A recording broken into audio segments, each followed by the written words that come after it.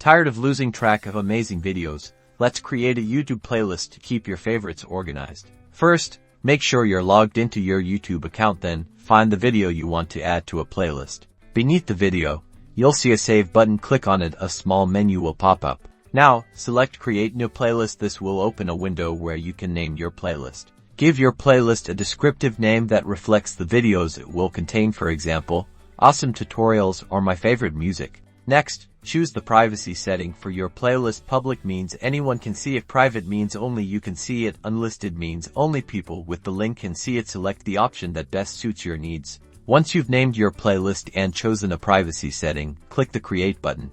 Great! The video is now added to your new playlist. You can add more videos to the same playlist by clicking the Save button on other videos and selecting your playlist from the list. To access and manage your playlists, click the three horizontal lines in the top left corner of the YouTube homepage, then scroll down and click Playlists. Here, you'll find all your playlists. You can edit them, share them, or delete them as needed. Now you can organize and enjoy your favorite videos with ease. Start curating your collection today.